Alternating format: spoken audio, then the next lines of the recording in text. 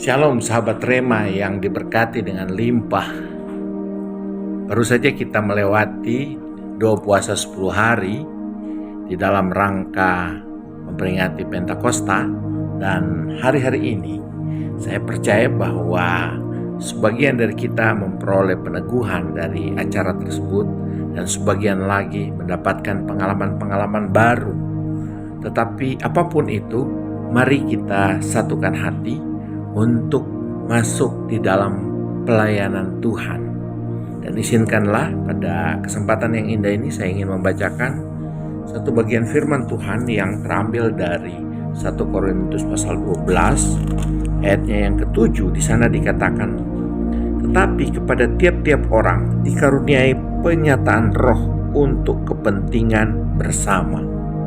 Sahabat Rema, ketika saya mempelajari 1 Korintus pasal 12, di sana berbicara tentang rupa-rupa karunia tapi satu roh, dan diilustrasikan sebagai anggota tubuh.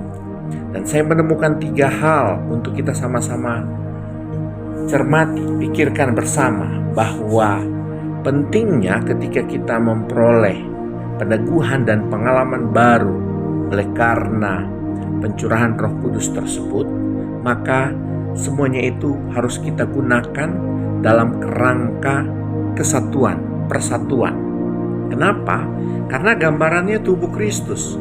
Tidak ada roh itu bekerja dengan berdiri sendiri, atau dikatakan tangan kerja sendiri, kaki bekerja sendiri. Yang kedua, ditunjukkan bagaimana setiap karunia-karunia itu harus saling menopang. Jadi ada kerjasama, ada saling menutupi, saling menolong, saling membantu, saling menggapai. Itu yang disebut dengan saling topang. Sehingga seorang tidak perlu merasa minder ketika ia tidak sama dengan yang lain, tapi dia punya hal-hal yang berbeda. Dan disitulah kita harus samakan sebagai tubuh Kristus, bahwa ada yang mungkin jadi kaki, ada yang jadi tangan, ada yang jadi badan, dan lain sebagainya. Ada yang kelihatan, tapi ada yang tidak kelihatan. Namun, sebagaimana renungan kemarin yang dikatakan oleh Pendeta Listiana, bahwa satu bagian itu begitu penting, sehingga tidak ada dikatakan bahwa seseorang dapat berdiri sendiri, satu karunia dapat berdiri sendiri. Dalam hal ini, karunia itu harus digunakan di dalam kesatuan. Sebagaimana yang saya katakan pada poin pertama, harus bersatu. Kedua, saling topang. Dan yang ketiga, untuk membangun jemaat. Untuk membangun jemaat. Sebagaimana yang dikatakan di dalam pasal 12 ayat 7 dan pasal 14 ayat 12. Di sana dikatakan di dalam pasal 14 ayat 7, tapi kepada tiap-tiap orang dikaruniai penyataan roh untuk kepentingan bersama. Dan di dalam ayat pasal 14 ayat 12, di sana bagian B, hendaklah kamu berusaha mempergunakannya untuk membangun jemaat.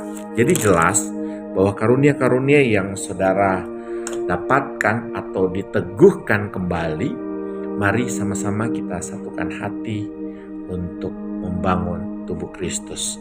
Sehingga ke depan ketika kita bergandengan tangan dengan karunia-karunia yang sudah kita peroleh, yang sudah diteguhkan kembali, maka kita akan sama-sama berapi-api untuk maju di dalam pekerjaan Tuhan, melayani pelayanan yang ada, baik itu di gereja maupun para church, maupun di dalam kehidupan rumah tangga dan kehidupan kita sehari-hari. Sehingga dengan karunia-karunia yang ada, kita akan melayani sesama untuk menyenangkan hati Tuhan.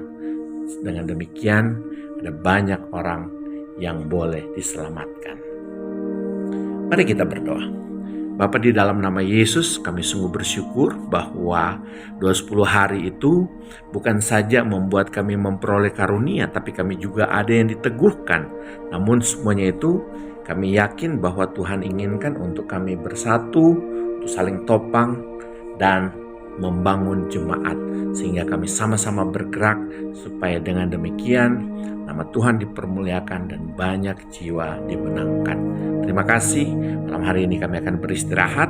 Mohon penyertaan Tuhan supaya besok kami pun dapat bangun dan melakukan setiap bagian-bagian kami, tanggung jawab kami, karunia-karunia kami, supaya namamu dipermuliakan. Terima kasih, di dalam nama Yesus kami berdoa dan mengucap syukur.